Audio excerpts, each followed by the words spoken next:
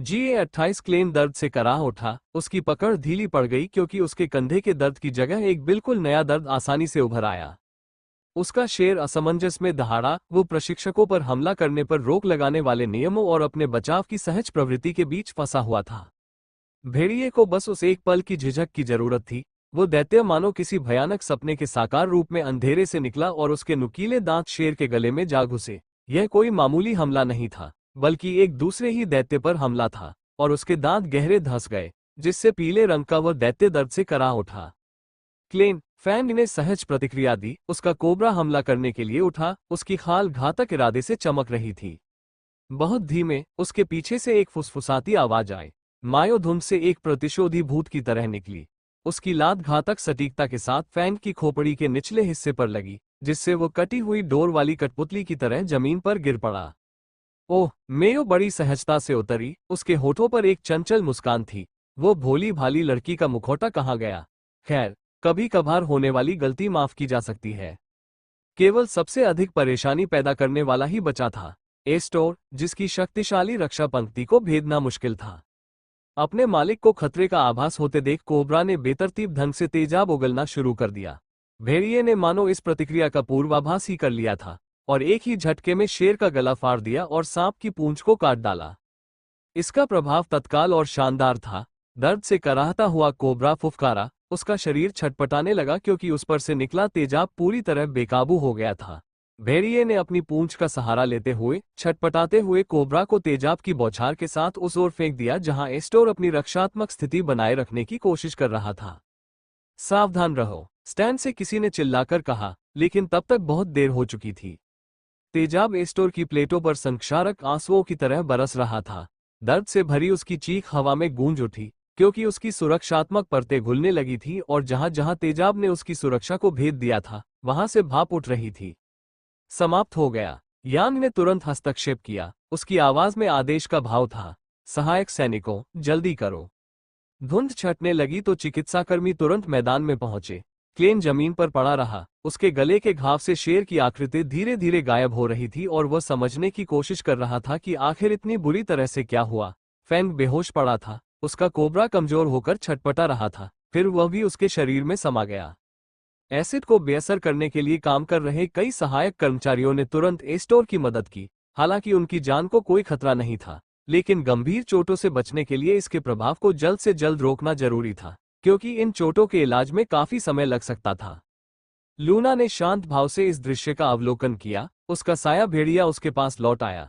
हालांकि वह जानवर अपने घावों के कारण थोड़ा कांप रहा था, फिर भी उसने अपने प्रजनक के समान ही गरिमा बनाए रखी। अगली बार जब आप किसी ऐसी चीज पर अपना दावा करने की कोशिश करें जो आपकी नहीं है, उसने जाते हुए कहा, तो इस पल को याद रखना। मेयो उसके पास पहुंची। जीत के बाद विनम्रता का सारा दिखावा त्याग कर क्या घुटने से वार करना थोड़ा ज्यादा नहीं था? वो इसके लायक ही था, लूना ने कंधे उचकाते हुए कहा, हालांकि उसकी आवाज में थोड़ी संतुष्टि झलक रही थी। वैसे भी मुझे उसके शेर को एक पल के लिए हिचकिचाने की जरूरत थी। अरे, तो ये सब पहले से प्लान किया हुआ था? मेयो की मुस्कान और चौड़ी हो गई। नाटकीय अंदाज में आना, रणनीतिक रूप से घुटने से वार करना? बिल्कुल नहीं। लूना थोड़ा शर्मा गई। ये अचानक लिया गया फैसला था, लेकिन इसने काम कर दिया, है ना? दर्शक दीर्घा में बैठे लोग अभी भी उस विनाशकारी परिणाम को समझने की कोशिश कर रहे थे।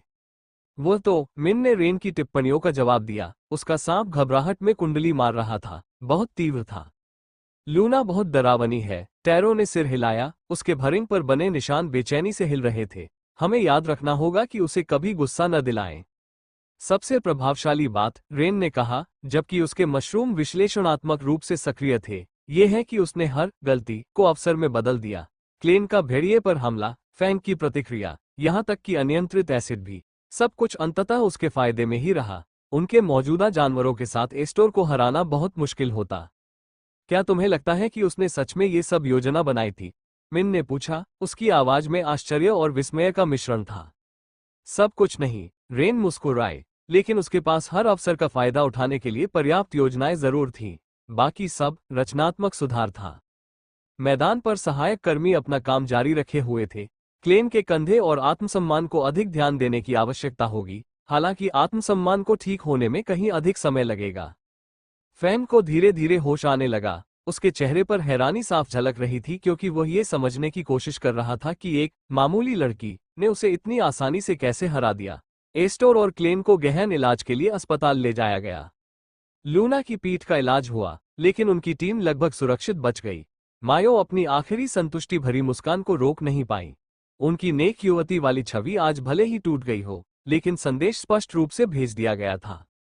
लूना और उनकी टीम को कम आंकना एक ऐसी गलती थी जिसकी भारी कीमत चुकानी पड़ी।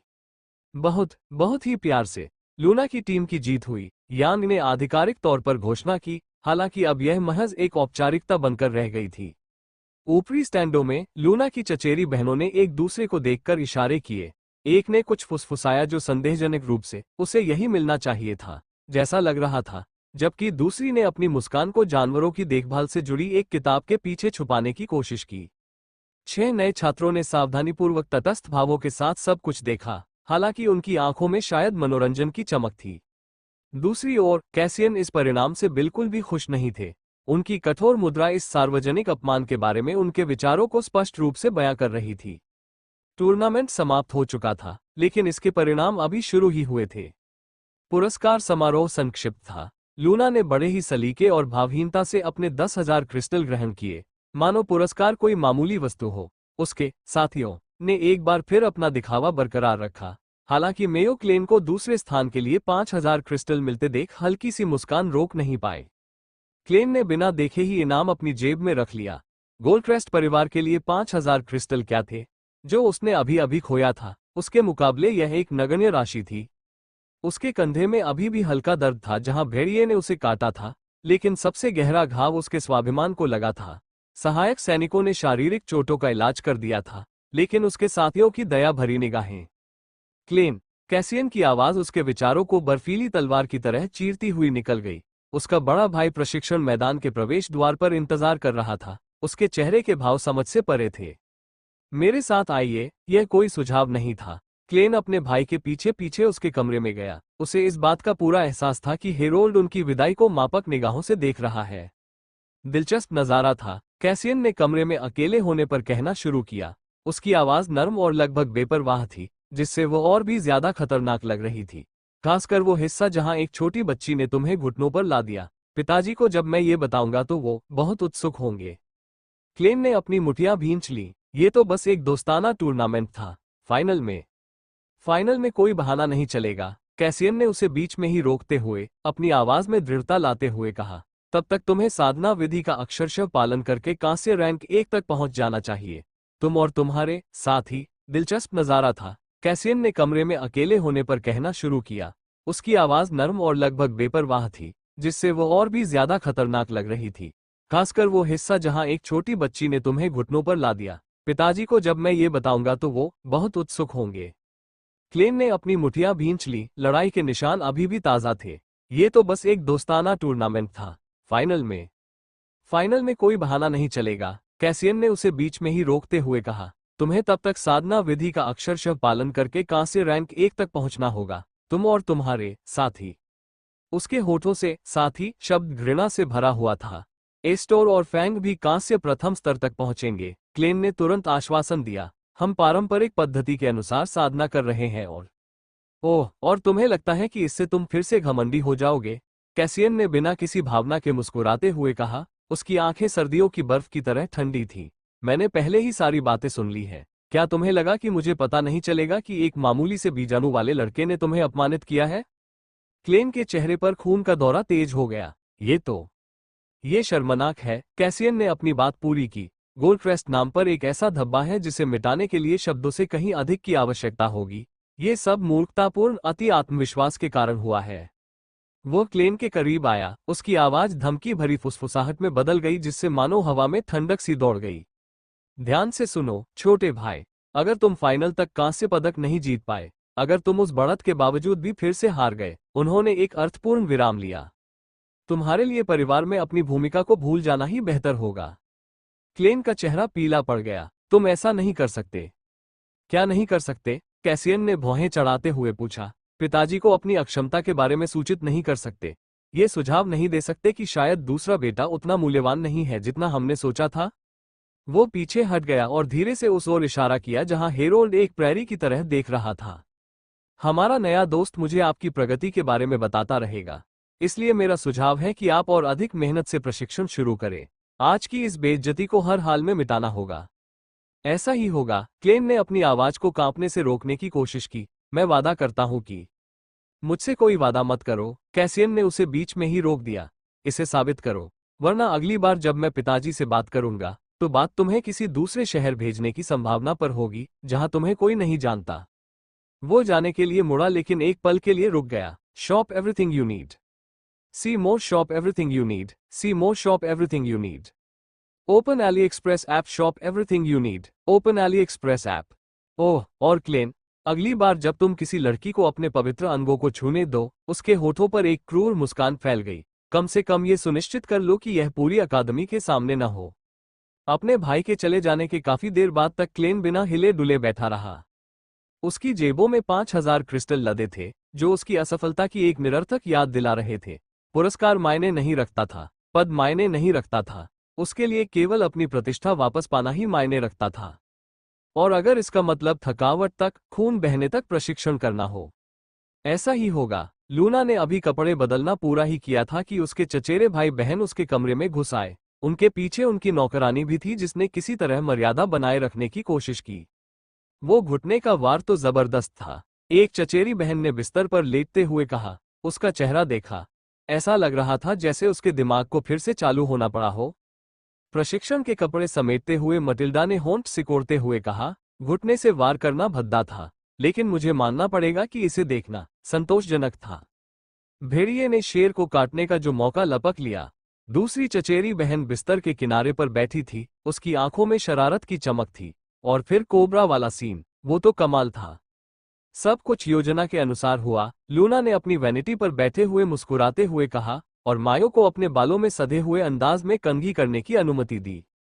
क्या तुमने घुटने से वार करने की भी योजना बनाई थी?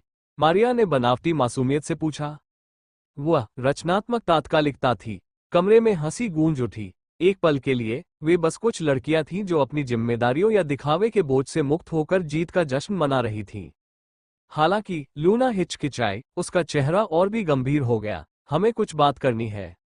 उसकी आवाज में आए बदलाव को पहचानते हुए उसके चचेरे भाई बहन सीधे खड़े हो गए। लूना ने आगे कहा, मुझे कल रात जो संदेश मिला, उससे लगता है कि क्लेन का भाई सिर्फ टूर्नामेंट के लिए नहीं आया था। डायरेक्टर ने मुझे बताया, चचेरे भाई ने सिर हिलाते हुए कहा। गोल्डक्रेस्ट परिवार कुछ फेरबदल कर रहा है। उन्होंने अकादमी में एक नए छात्र को दाखिला दिलाया है। क्या वे ऐसा यूं ही कर सकते हैं? दूसरे चचेरे भाई ने भौहें चढ़ाते हुए कहा। भाई जूलियस तो एक बात है, लेकिन वे, जाहिर सी बात है, दूसरे चचेरे भाई ने आह भरी। निदेशक का कहना है कि वे उनके सभी अनुरोधों को अस्वीकार नहीं कर सकते। परिवार अकादमी को बहुत सारे संसाधन मुहैया कराता है। हमें नए छात्र पर नजर रखनी होगी। लूना ने सोचा, पता लगाना होगा कि उनकी क्या योजना है। अगर किसी की जासूसी करने की जरूरत हो तो आप जानते हैं कि मैं ही वो व्यक्ति हूं जो ये काम कर सकती हूं। चचेरी बहन ने बड़े ही सलीके से अपनी ओर इशारा करते हुए कहा। अरे नहीं, दूसरी चचेरी बहन ने अपनी बाहें मोड़ ली। तुम्हारे पास पहले से ही रेन है। इसके अलावा लूना उसमें बहुत दिलचस्पी रखती है, इसलिए तुम उसे देखना बंद नहीं कर सकती। माफ कीजिए। लूना इतनी तेजी से मुड़ी कि मायो को ब्रश से बचना पड़ा। मुझे किसी में कोई दिलचस्पी नहीं है। प्लीज, चचेरी बहन ने आंखें घुमाते हुए कहा। हम सबने देखा कि जब उस दहाड़ का उस पर कोई असर नहीं हुआ क्योंकि उसने कान वाली तरकीब अपनाई थी, तो तुम कैसे मुस्कुराए थे? ये तो तकनीकी सराहना थी। अच्छा, तो आपको कोई आपत्ति नहीं होगी अगर मैं उसकी जांच पड़ताल कर लूं जबकि हमारा स्टार जासूस नए आदमी पर नजर रखने लगे? उसकी दूसरी चचेरी बहन ने शरारती मुस्कान के साथ कहा। बिल्कुल नहीं। चचेरी बहन अपने ही गुस्से पर शर्म से लाल हो गई। मेरा मतलब, मैं उसकी दिनचर्या से पहले से ही परिचित हूं। मेरे लिए यही करना ज्यादा सही रहेगा। अरे, क्या कोई नया इच्छुक पक्ष मिल गया है? दूसरे चचेरे भाई ने आश्चर्य का नाटक किया। नहीं, मेरा मतलब है, चचेरी बहन ने नौकरानियों से समर्थन की उम्मीद की, लेकिन वे अपनी हंसी दबाने की कोशिश कर रही थी। तो मैं रेन को संभाल लूंगा और तुम नए वाले को संभाल लो, दूसरे चचेरे भाई ने शरारती मुस्कान के साथ बीच में कहा। महोदया, मायो ने बनावटी गंभीरता से टिप्पणी की, यदि युवा रेन के प्रति आपका लगाव पूरी तरह से पेशेवर है, तो अवलोकन कार्य को पुनः सौंपने में कोई समस्या नहीं होनी चाहिए। आखिरकार, आप कक्षा में और अपने खाली समय में अपने अवलोकन सहायक कर्तव्यों को जारी रखेंगी। मेयो, वो सही कह रही है। आपके पास पहले से ही 2 लोग उस पर नजर रख रहे हैं, इसलिए हमारे विशेषज्ञ जासूस की जरूरत नहीं है। मटिल्डा ने गंभीरता से सिर हिलाया।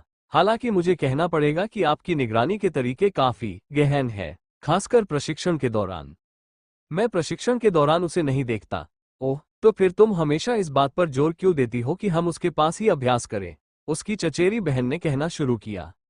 ये तो महज संयोग है। वो इतना तेज दौड़ता है कि हमारे ठीक सामने से निकल जाता है। लूना का चेहरा एकदम लाल हो गया था। और हमें तो नए छात्र के बारे में बात करनी चाहिए। बिल्कुल, तो अब से मैं ही उस पर नजर रखूंगा, दूसरे चचेरे भाई ने मुस्कुराते हुए कहा।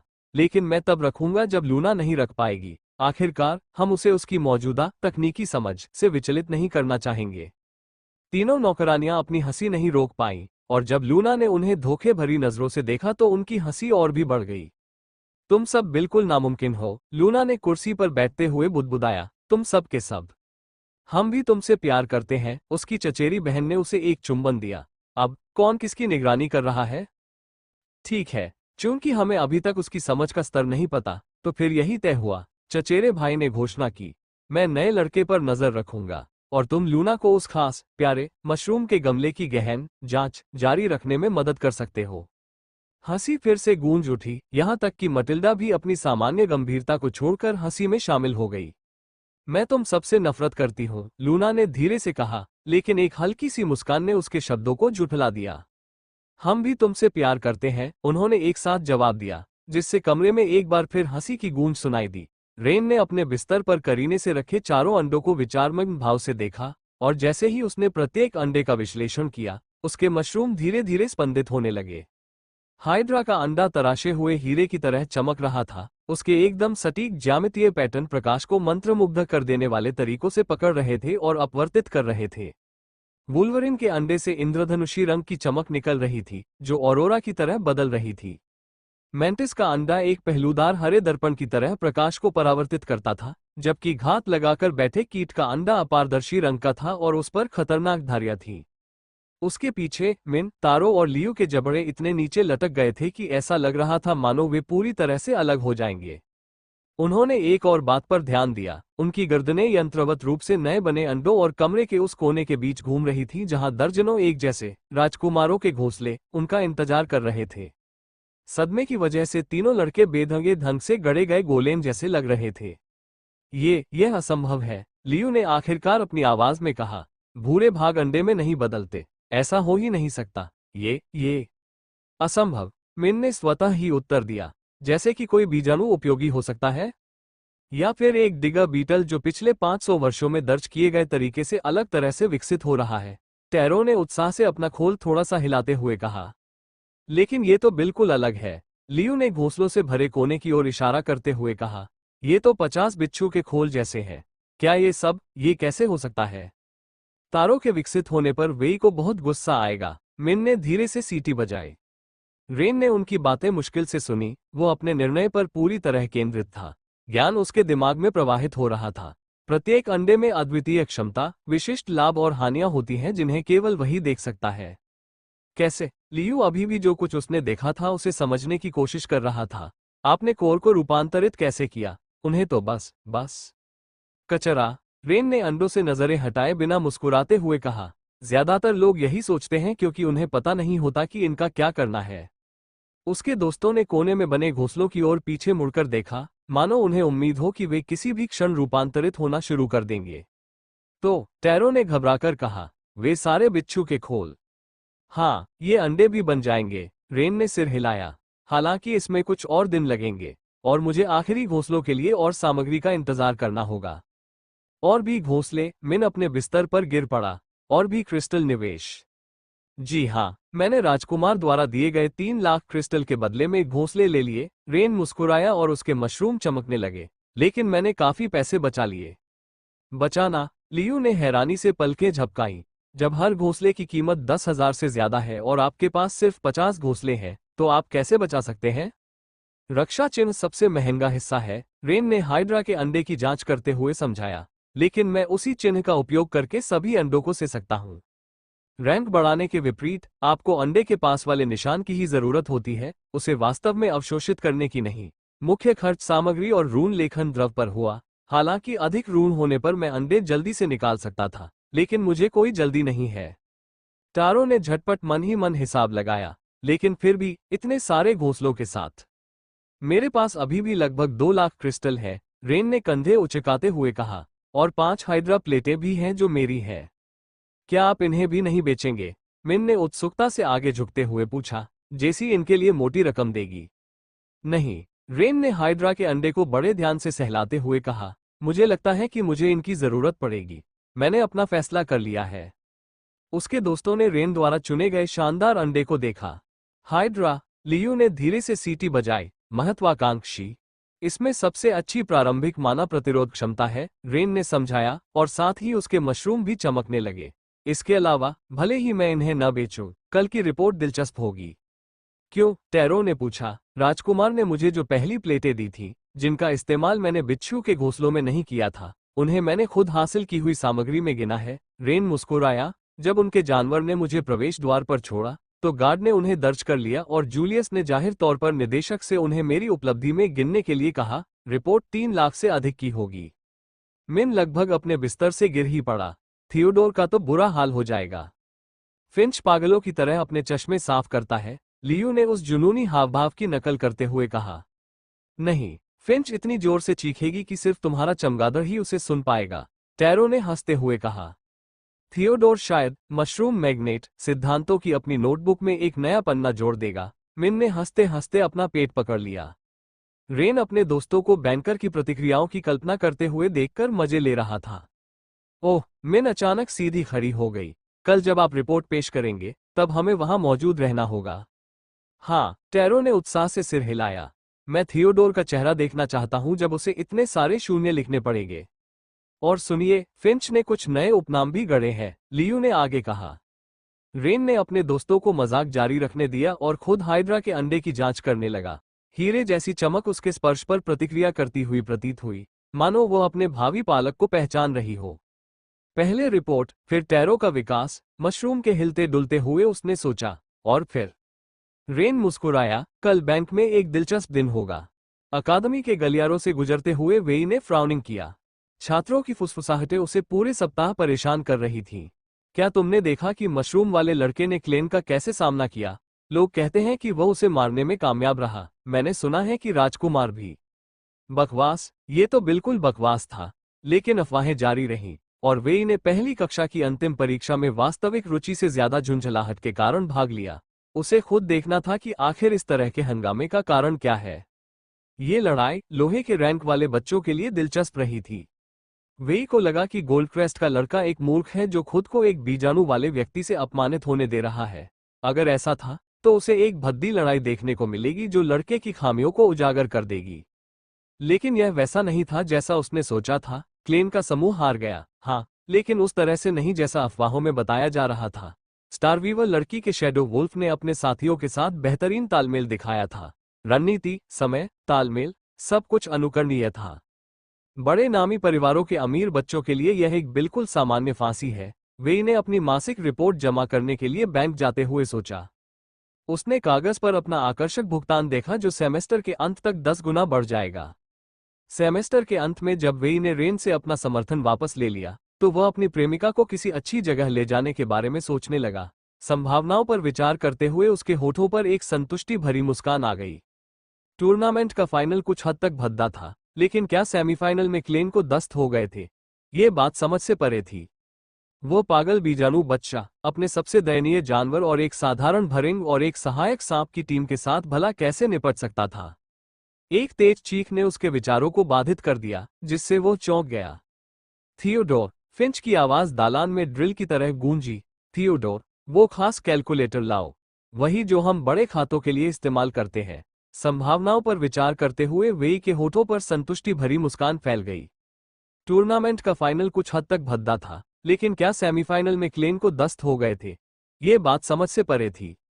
वो पागल बीजाणु बच्चा अपने सबसे दयनीय जानवर और एक साधारण भरिंग और एक सहायक सांप की टीम के साथ भला कैसे निपट सकता था? एक तेज चीख ने उसके विचारों को बाधित कर दिया, जिससे वो चौंक गया। थियोडोर, फिंच की आवाज गलियारे में ऐसे गूंजी जैसे वहां कोई था ही नहीं।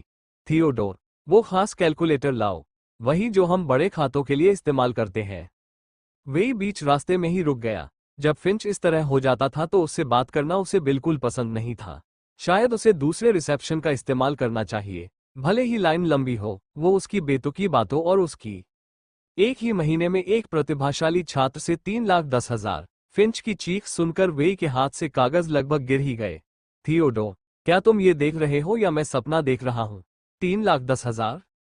वे गलियारे के चौराहे के करीब रेंगता हुआ पहुंचा और कोने के पीछे खुद को आंशिक रूप से छिपा लिया। उसकी प्रचंड जिज्ञासा के जवाब में उसके मैंटिकोर की आंखें और कान थोड़े से प्रकट हुए। मशरूम के बड़े व्यापारी ने एक नया रिकॉर्ड बना लिया है। फिंच काउंटर के पीछे खुशी से झूम उठा। और पहले से भी कहीं ज्यादा शानदार। हमें इस बार उनके सामने घुटने टेकने होंगे ताकि हमें उनके धन कमाने के रहस्यों में हिस्सेदारी मिल सके। वेई ने अपनी आंखें सिकोड़ ली। क्या वो मशरूम वाला लड़का था? 3,00,000? मिस्टर फिंच, रेन की आवाज में हंसी झलक रही थी। राजकुमार ने तो लगभग सब कुछ मुझे मुफ्त में ही दे दिया। मैंने कोई खास मदद नहीं की, कोई बड़ी बात नहीं। इतनी बड़ी बात नहीं। फिंच ने घबराकर अपने चश्मे उतारे और उन्हें साफ करने लगा। थियोडोर, इसे अपनी किताब में लिख लो। यह उद्योगपति तो विनम्रता दिखा रहा है। नन्हा चूहा अपनी छोटी सी नोटबुक में तेजी से लिख रहा था। एकाग्रता के कारण उसकी मूंछें काम रही थीं। उसने मुझे जो हाइड्रा प्लेट्स दी वे वाकई बहुत कीमती हैं, रेन ने आगे कहा, और फिंच के नाटकीय रूप से अतिरंजित भावों का भरपूर आनंद ले रहा था। और मैंने उसके लिए जो कोर तैयार किए हैं, अगली बार जब वह आएगा तो मुझे भी इनाम मिल सकता है। प्रोसेसिंग कोर, क्या यह जानकारी सिर्फ कुलीन परिवारों के नियंत्रण में है? वेई ने अपने बुदबुदाते सवालों से लगभग अपनी स्थिति जाहिर कर दी। क्या वो शरारती बच्चा अभी भी अपने बेतुके और अटपटे ज्ञान सिद्धांतों पर अड़ा हुआ था? Shop everything you need. Open AliExpress app. Find best deals with discounts and free shipping. Buy on AliExpress. Shop everything you need. See more. Shop everything you need. Open AliExpress app. वेई ने खुद को दीवार से और कसकर सटा लिया। उसका दिमाग तेजी से काम कर रहा था। प्रोसेसिंग कोर 310,000 क्रिस्टल हासिल करना 1 महीने में, ये तो उससे भी ज्यादा था जितना उसने 3 महीनों में कमाया था। थियोडोर, फिंच लगभग बेकाबू होकर सांस ले रहा था। नोटबुक में एक नया सेक्शन खोलो, हमें इसे लिखना होगा। वे चुपचाप चौराहे से पीछे हट गया। कांपते हाथों में पड़ी अपनी मासिक रिपोर्ट को भूल गया। कुछ तो गड़बड़ थी। वो निकम्मा स्पो बॉय इतनी बड़ी मात्रा में प्रोसेसिंग कोर बना रहा था, हाइड्रा सामग्री बेच रहा था। शर्त, उसने अचानक सोचा। उस शरारती बच्चे ने बड़े आत्मविश्वास से शर्त लगाई थी। जल्द ही उसे अपने बेतुके सिद्धांतों को साबित करना होगा। वेई को संदेह होने लगा, शायद वे इतने हास्यास्पद नहीं थे। असंभव। मशरूमों के स्वामी, फिंच की अंतिम चीख गलियारे में गूंजती रही। थियोडोर, हमें एक भव्य उपाधि चाहिए, यह पर्याप्त नहीं है। वेई ने अपने कागजों को कसकर पकड़ रखा था। शायद उसे उस प्रदर्शन पर अधिक ध्यान देना चाहिए जिसका वादा लड़के ने किया था। बेशक, सिर्फ उसे गलत साबित करने के लिए। आज का दिन, 5वें महीने का 10वां दिन, सेमेस्टर शुरू होने के 130 दिन बाद, रेन के अनुसार टैरो का रैंक बढ़ेगा और उसे लिविंग टनल का नया संस्करण प्राप्त होगा। तारों के कांपते हाथों में रक्षा चिन्ह और अंतिम क्रिस्टल गहरे भूरे रंग में चमक रहे थे। 100 दिनों की साधना, जिसमें प्रत्येक क्रिस्टल को रेन द्वारा बताए गए तरीके से संसाधित और अवशोषित किया गया, का परिणाम इस क्षण में मिला। लियू और मिन चुपचाप अपने बिस्तरों से देख रहे थे। तनाव इतना गहरा था कि लगभग महसूस किया जा सकता था। मिन की त्वचा पर मौजूद शल्क लहरों की तरह हिल रहे थे, जो उसके प्रशिक्षक की चिंता को दर्शा रहे थे। प्लीज, मिन ने अपनी मुठियां भींच ली। प्लीज, ये काम कर जाए। अपनी आंखों के सामने ही कोशिकाओं को अंडों में बदलते हुए देखने के बाद, रेन के असंभव ज्ञान पर विश्वास करना अब आसान हो गया था। लेकिन अपनी आंखों के सामने ये सब होते देखना थोड़ा अलग था। 500 वर्षों के अभिलेखों से पता चलता है कि डिगर बीटल के पास केवल एक ही औसत दर्जे का विकल्प था। चलो, रेन मुस्कुराया। उसके मशरूम आत्मविश्वास से फड़क रहे थे। अभी तो सुबह है, लेकिन वेई की क्लास में जाने से पहले मैं तुम्हें कुछ चीजें दिखाना चाहता हूं जो तुम कर सकते हो। तारों की त्वचा पर भरिंग के निशान पहले से कहीं अधिक चमक रहे थे। 100 दिनों की साधना ने बंधन को मजबूत कर दिया था। लेकिन क्या ये काफी होगा? अगर, तो क्या होगा? टैरो ने घबराकर क्रिस्टल पर अपनी उंगलियां कस ली। अगर यह काम न करे तो क्या होगा? ये काम करेगा, रेन ने मुस्कुराते हुए कहा, लेकिन उसके दोस्तों को उसकी आंखों में थोड़ी चिंता साफ दिखाई दी। तुम्हारा जानवर तैयार है। क्रिस्टल पूरी तरह से तैयार है, तुम्हें बस आखिरी कदम उठाना है। मिन बेचैनी से बिस्तर पर करवटें बदल रहा था। अगर यह कारगर साबित हुआ, अगर रेन सही था, तो इससे न केवल उसके पागलपन भरे सिद्धांत सही साबित होंगे, बल्कि यह भी पुष्टि हो जाएगी कि उसका अपना भीतरी जानवर भी अब एक अलग राह पर चल पड़ा है। याद रखना, रेन ने तारों के पास आकर कहा, जब तुम्हें बदलाव महसूस होने लगे तो उसका विरोध मत करना। ऊर्जा को स्वाभाविक रूप से बहने दो। तुम्हारा भीतरी तत्व जानता है कि उसे क्या करना है। तारों ने सिर हिलाया, हालांकि उसके हाथ अभी भी कांप रहे थे। लियू चुप रहा, लेकिन अपनी उंगलियों को थपथपाता रहा। उसकी निगाहें उम्मीद से भरी हुई थीं। क्या होगा अगर वे सही हो?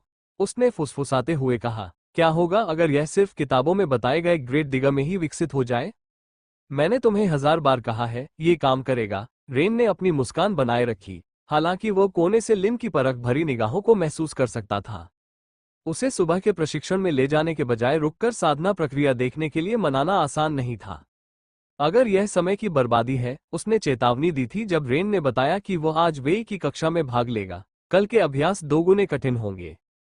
मुझ पर भरोसा रखो, रेन ने जवाब दिया था। आज टैरो का विकास होगा। लिन ने रेन को प्रशिक्षण छोड़ने की अनुमति केवल इस शर्त पर दी थी कि वास्तव में कोई विकास होगा।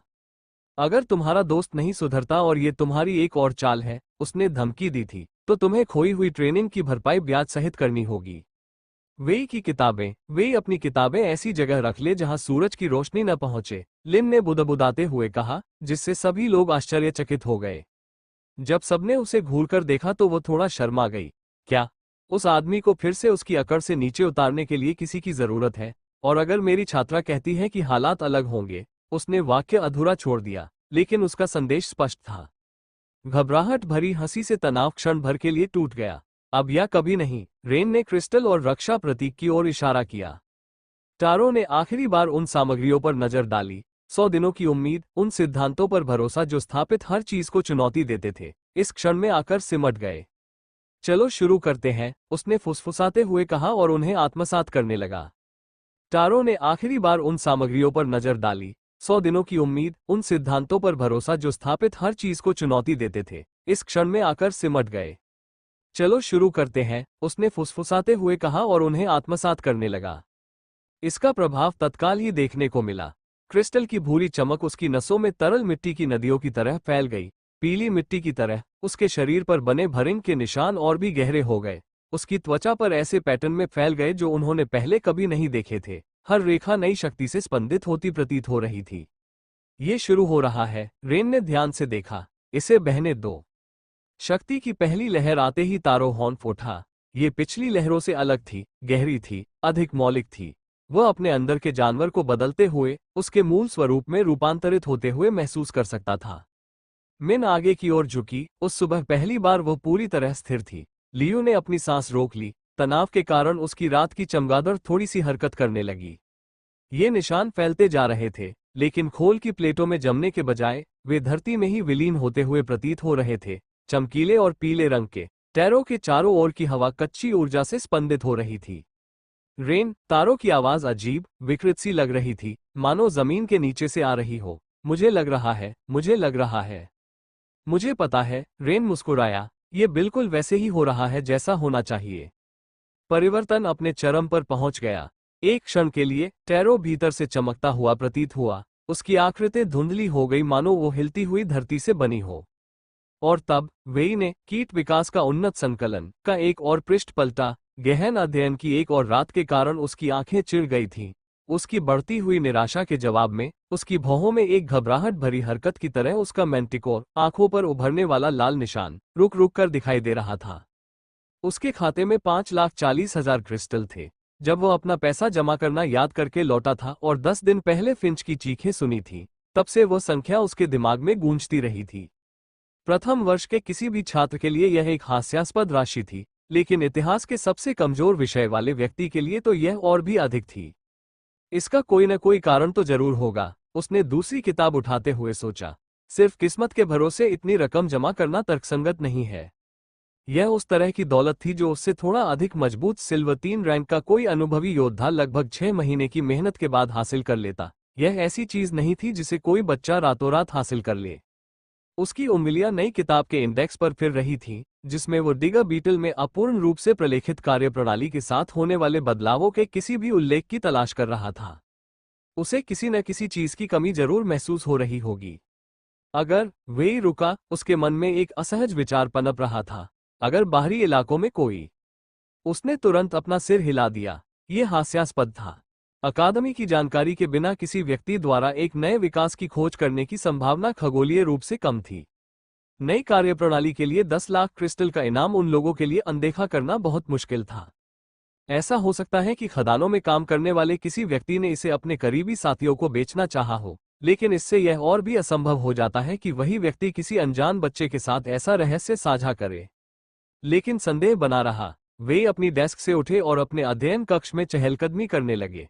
दीवारें किताबों से भरी अलमारियों से ढकी हुई थीं, जिनमें से प्रत्येक को वर्षों के परिश्रम से सावधानीपूर्वक चुना और अध्ययन किया गया था। 5,40,000, उसने बुदबुदाते हुए कहा। 4 महीनों में। वे एक विशेष खंड के सामने रुक गई। पिछले 100 वर्षों में प्रलेखित विकास। डिगा बीटल के विकासवादी पैटर्न में विभिन्नताओं का एक बार भी उल्लेख नहीं किया गया है। यह असंभव है, उसने खुद से कहा। रिकॉर्ड स्पष्ट है। 500 वर्षों का निरंतर अवलोकन। लेकिन फिर क्रिस्टल की मात्रा को कैसे समझाया जाए? ये कैसे उचित ठहराया जा सकता है कि सबसे कमजोर जननांग वाले बच्चे ने कुलीन जननांग वाले छात्रों की तुलना में अधिक धन अर्जित किया? क्या कोई जानबूझकर उसके साथ छेड़छाड़ कर रहा था? वे अपनी मेज पर लौटा और बाहरी इलाकों का नक्शा निकाला। उसकी निगाहें ज्ञात आबादी वाले क्षेत्रों पर टिकी थीं, और वो खोज रहा था। आखिर क्या यह एक ऐसा बिंदु है जहां कोई व्यक्ति बिना किसी की नजर में आए एक क्रांतिकारी खोज कर सकता था? बेतुका, उसने बुदबुदाया, लेकिन नक्शे का अध्ययन करना जारी रखा। वो शर्त, सब कुछ उसी मूर्खतापूर्ण शर्त पर आकर टिक गया। अगर वह हार गया, वेई ने भावहीन मुस्कान के साथ कहा, तो मुझे पता लगाना होगा कि उसे इतना पैसा कहां से मिला। और अगर वो जीत गया? जैसे ही उसके मैंटिकोर के फर प्रकट हुए, उसकी त्वचा पर झंझनाहट सी दौड़ गई, मानो यह विचार ही उसे विचलित कर रहा हो। नहीं, वेई ने जरूरत से ज्यादा जोर से किताब बंद करते हुए कहा, वो जीत नहीं सकता। मशरूम खाने वाले बच्चे के लिए वो बात जानना नामुमकिन है जिसे पीढ़ियों से शोधकर्ता नजरअंदाज करते आए हैं। लेकिन जैसे ही वो दिन की अपनी पहली कक्षा के लिए तैयार हो रहा था, वेई ने अनजाने में अपने ब्रीफकेस में एक अतिरिक्त किताब रख ली। शायद जरूरत पड़े। वेई ने कक्षा का दरवाजा पार किया, और उसे ये देखकर कि कौन उसका इंतजार कर रहा है, उसका आंतरिक आवरण अनायास ही प्रकट हो गया। रेन पहली पंक्ति में बैठा था, उसके मशरूम एक स्थिर रोशनी के साथ चमक रहे थे। उसके बगल में टैरो कुछ अलग ही लग रहा था। वे ठीक बता नहीं सका कि क्या था, लेकिन लड़के के हावभाव में कुछ खास बात थी। तो आखिरकार उसने आने का फैसला कर ही लिया। वेई ने व्यंग्य भरी मुस्कान के साथ अपनी किताबें मेज पर रखते हुए कहा, उसके पास अभी भी 1.5 महीने का नाटक करने का समय है, लेकिन मुझे लगता है कि वह अपनी बेइज्जती को और बढ़ाना चाहता है। वाह वाह, वे खुद को रोक नहीं पाया। क्या असंभव सिद्धांतों के विशेषज्ञ ने आखिरकार हमें अपनी उपस्थिति से सम्मानित करने का फैसला किया है। कुछ छात्र औपचारिकतावश हंस पड़े, लेकिन माहौल में तनाव व्याप्त था। रेन की शांत मुस्कान में कुछ ऐसा था जिसने वेई को बेचैन कर दिया। सुप्रभात प्रोफेसर, रेन ने शांत भाव से जवाब दिया, जिससे वेई और भी चिढ़ गया। मुझे लगा कि आज भरिंग के विकास के बारे में अपने सिद्धांत को प्रदर्शित करने के लिए अच्छा दिन होगा। कुछ क्षण पहले जब रेन और तारो कक्षा में दाखिल हुए तो कक्षा आधी भरी हुई थी।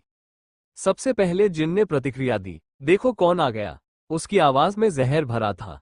क्या वो सड़ा हुआ लड़का क्लास में दाखिला लेने की भीख मांगने आया है? अपनी हार से अभी भी निराश मन से पीछे बैठे क्लेन अपनी सीट पर सीधे हो गए। उनकी आंखों में दबी हुई दुर्भावना झलक रही थी। तुम्हें खदानों में काम करना चाहिए था, कंगाल, उसने उपहास उड़ाते हुए कहा। कम से कम वहां तो तुम्हारे मशरूम किसी काम के तो आते हैं। कुछ छात्र हंस पड़े। ये हंसी उनकी आदत का हिस्सा थी, न कि कोई वास्तविक दुर्भावना। अन्य लोग बड़ी उत्सुकता से देख रहे थे। रेन और वेई के बीच की शर्त सबको पता थी। खिड़की के पास बैठी लूना ने किताब पढ़ने का नाटक करना बंद कर दिया। उसकी निगाहें रेन और तारो की हर हरकत पर टिकी थीं, जो पहली पंक्ति में बैठे थे। उसका परछाई वाला भेड़िया थोड़ा प्रकट हुआ, मानो उसे कुछ महत्वपूर्ण महसूस हो रहा हो। क्या वो सचमुच ऐसा करने की कोशिश करेगा? उसकी एक चचेरी बहन ने दूसरी से फुसफुसाते हुए कहा। तारो की माना शक्ति कुछ अलग लग रही है। दोस्तों, तुम्हें क्या लगता अगर है? आपको यह कहानी पसंद आई है तो इसकी आगे की कड़ियां हमारे टेलीग्राम चैनल पर सुन सकते हैं। गोल्डन मेंबरशिप सिर्फ ₹149 में इस कहानी के अगले 100 एपिसोड का आनंद लें। अगर आप इस कहानी के सभी एपिसोड सुनना चाहते हैं तो सिर्फ रुपये 299 में इस पूरी कहानी का पूरा एक्सेस प्राप्त करें। टेलीग्राम लिंक और गोल्डन मेंबरशिप की जानकारी आपको डिस्क्रिप्शन और पिन किए गए कमेंट में मिल जाएगी। आपके प्यार और सहयोग के लिए दिल से धन्यवाद।